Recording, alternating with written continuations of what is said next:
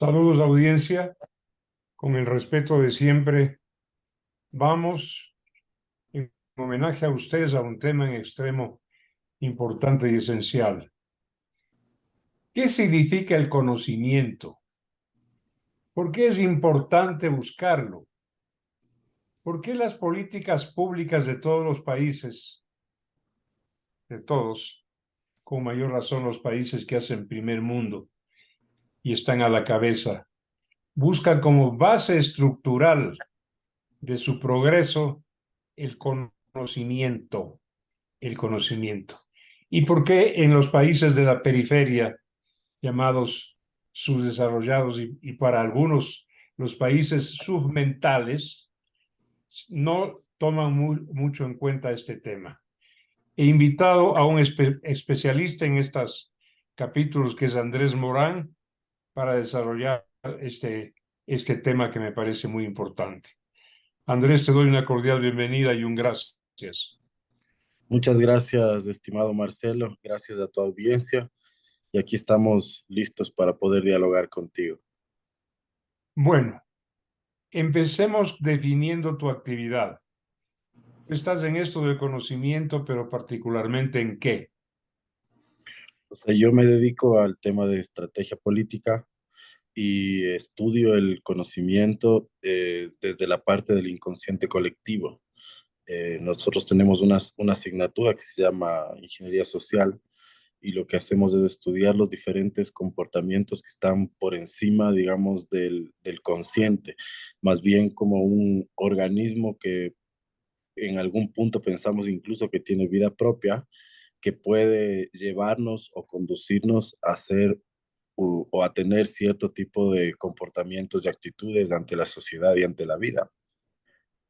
Me atrevo a decir, Andrés Morán, que perteneces globalmente a la escuela de psicoanálisis, pero no freudiana, sino junguiana, Es de correcto. Carl Gustav Jung, el inconsciente colectivo. Sí, es correcto. Es correcto, estudiamos toda la corriente del doctor Jung, que es el predecesor en este caso, ¿cómo se llama?, de Sigmund Freud. Él estudió parte él hizo o inició el estudio del inconsciente colectivo también con su componente esotérico, porque también por ahí tiene alguna conexión. Bueno, te quiero preguntar algo. Eh, la gente habla del subconsciente, yo lo entiendo muy empíricamente, es un servomecanismo, ¿no es cierto? Como el que auxilia a un motor, auxilia a los frenos para potenciarlos. Y el que maneja no se da cuenta, no sabe que tiene servo, un servidor. El subconsciente, tanto individual como colectivo, nos hace actuar empíricamente, te digo, automáticamente sin que nos demos cuenta. Y aquí entro a concretarte la pregunta. ¿Hay en verdad un subconsciente colectivo, social, histórico, cultural, ancestral? Sí, es correcto. Y no solamente uno. Se podría decir que hay varios diferentes, de acuerdo al tipo de aplicatividad que le da un cierto número de individuos, que son los que, digamos, dirigen el curso de ese inconsciente colectivo. Recordemos que el cerebro es un músculo. Entonces, al igual que el cuerpo, decimos, cuando eres ya grande, después de los 40 y te pones a jugar fútbol, cuando fuiste muy deportista, cuando joven, te resulta un poco más fácil. Por ahí tienes movimientos que decimos los reflejos, o qué buenos reflejos. Exactamente pasa con el cerebro, con el inconsciente y con el inconsciente colectivo. Constantemente se está ejercitando sin que nosotros nos demos cuenta y tenemos digamos, esos reflejos, incluso en el inconsciente colectivo, que nos permiten a nosotros determinar el nivel de profundidad en el cual están inmersos. Y de ahí podemos hablar incluso de temas culturales, por ejemplo, la industria cultural, podemos hablar de temas filosóficos como, no sé, en algún sentido, alguna orientación filosófica política, en algún sentido también para poder tener garantía de que cierto número de personas, o sea, masas, hagan o digan cierto tipo de comportamientos, por ejemplo, las SS nazis.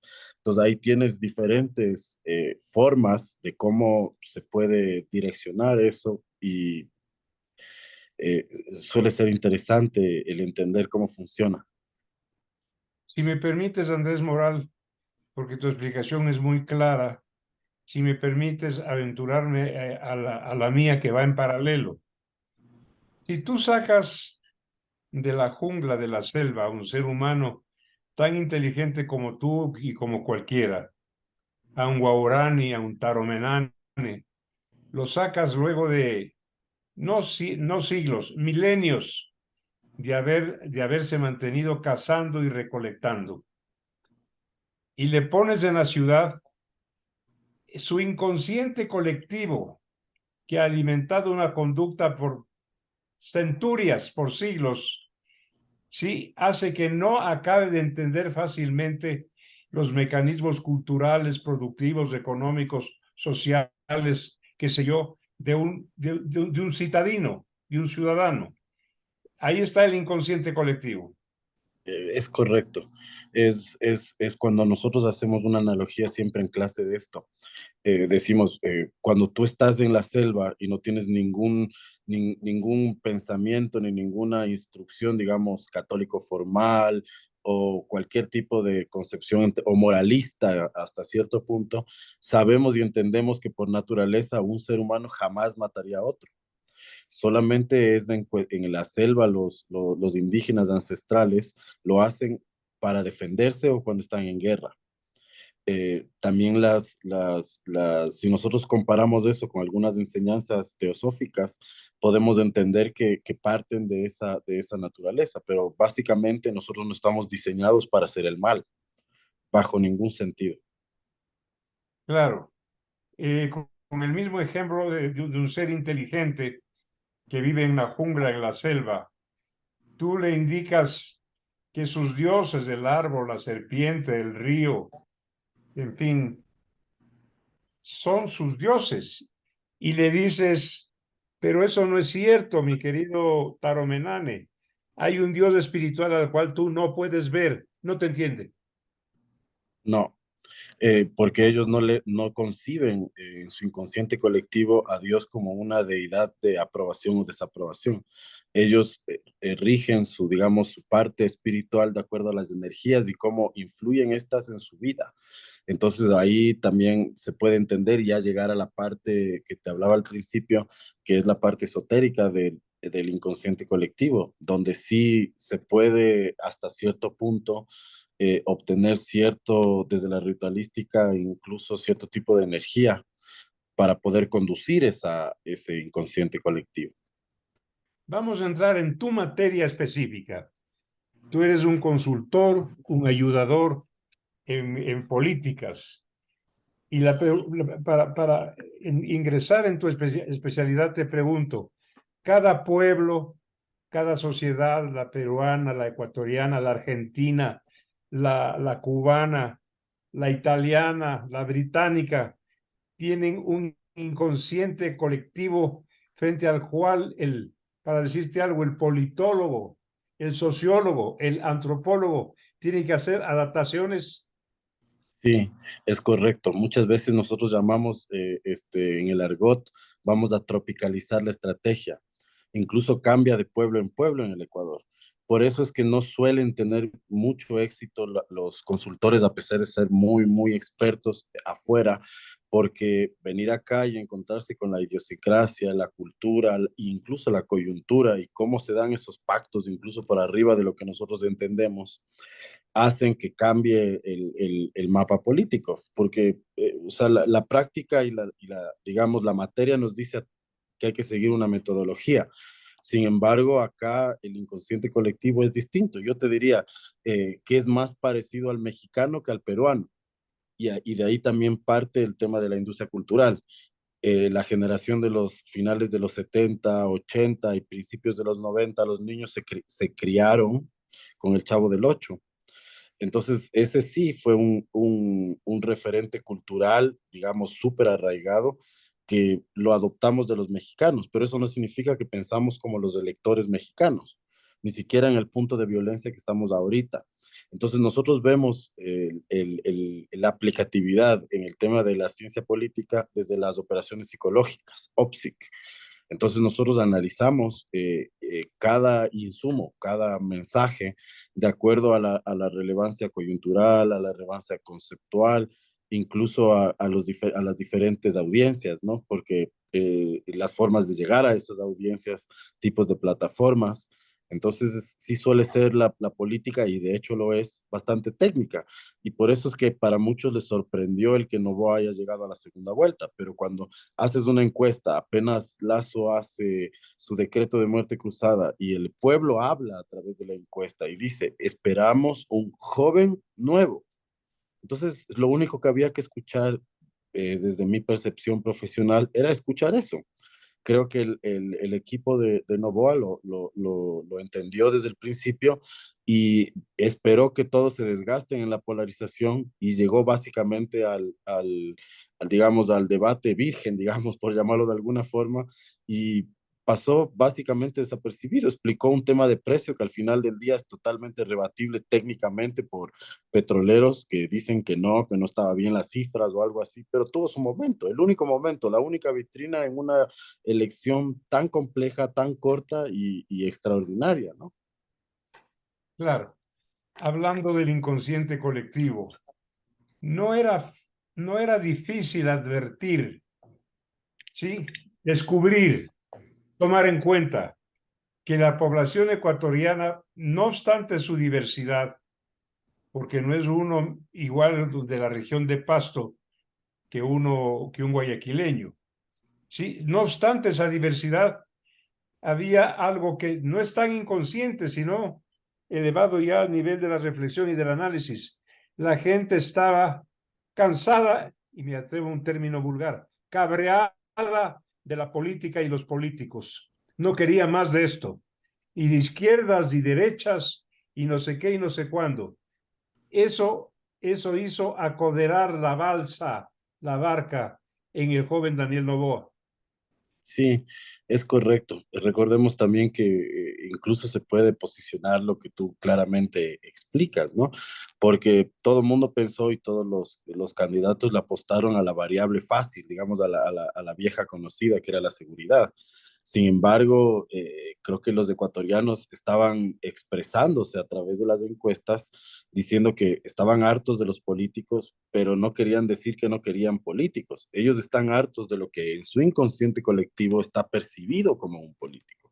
Entonces, esos son las variables los macros que llamamos nosotros, que son los que debemos de tomar en cuenta cuando estamos, digamos, desarrollando un tema político para, digamos, porque se llama así, ¿no? Manipulación del inconsciente colectivo, porque no hay otra palabra, ¿no? O sea, no es por perverso, así es. Cuando tú has hecho trabajos prácticos en el Ecuador sobre mecánica política, cómo llegar al hombre de Cotopaxense, cómo llegar al Lojano, cómo llegar al amazónico, cómo llegar al guayaquileño. Sí, has hecho estudios de esa naturaleza y esos estudios te han permitido llegar a una síntesis para aconsejar unas cuantas baterías, no muchas. Sí, es correcto. En el transcurso de algunas campañas hemos hecho eso. Empezamos en el 2014 o 2000, casi finales del 13, principios del 14, con un estudio a nivel Latinoamérica de los millennials. Había mucho material de otros países, pero no había estudios latinos y peor ecuatorianos. Entonces, sí, nosotros entendimos cómo se comunicaban ellos en cierto punto, en ese punto de la historia ecuatoriana donde la coyuntura era otra. Ahora tal vez para hablarles a los centennials, que es la siguiente generación, ya no es tan fácil. Mira, en la otra campaña hubieron candidatos que solo con hacer TikTok casi llegan a la segunda vuelta. Entonces ahí es donde nos ponemos a pensar y decimos, qué delgada es la línea entre lo que debería ser importante para nosotros como sociedad, entendiendo la política desde el inconsciente colectivo. Entonces, siempre llego a la misma conclusión, de que lastimosamente no hemos tenido una una correcta introducción de la industria cultural. Y me permito siempre repetir y repetir esto porque a veces no entendemos, pero la comunicación, la publicidad, el arte, muchas cosas que tienen que ver con nuestro día a día están siendo inducidas para que nosotros pensemos de diferente forma. O sea, recordemos que la Alemania nazi tuvo bastante éxito en estas operaciones de manipulación del inconsciente colectivo a través de Goebbels. Entonces, la metodología no solamente está ratificada, sino ha sido probada y recontraprobada. Entonces, básicamente, lo que me cuesta entender es cómo, teniendo una metodología que está probada y tan poderosa, no hacemos lo correcto para educar a las próximas generaciones y estamos teniendo los problemas de violencia seguramente porque esa es una de las razones principales. Correctamente. Quiero dejar abierta una invitación a ti mismo, Andrés Morán, para que hablemos de la diversidad de culturas y cómo que hay que estudiar a fondo cada cosa, cada segmento. No hay una fórmula uniforme, ¿no es cierto? Por acá viene un farsante a hablarnos que hay que adoptar las políticas de Macri, de la Argentina. Eso me parece de una trivial. La otra cosa, la trivialidad que llamamos nosotros trivialidad. O sea, ha habido una pérdida, yo soy de una generación pasada, una pérdida de sentido de la seriedad, de la circunspección, de la formalidad y una elasticidad cultural. Mira, a quien fuera candidato a la presidencia apareció con unos zapatitos rojos, que mi generación habría dicho eso es muy femenino. Otro se disfrazó de bruja de finados y lograron votación. Entonces, ha habido un cambio, la cultura se ha elastificado y nos ha dejado atrás a los de la camisa de fuerza cultural, ¿no? Quiero invitarte a conversar de esto una próxima vez. Te agradezco mucho por la invitación, mi querido hermano. Estaré siempre gustoso de dialogar contigo. Es siempre un placer. Gracias. Un abrazo. Igual.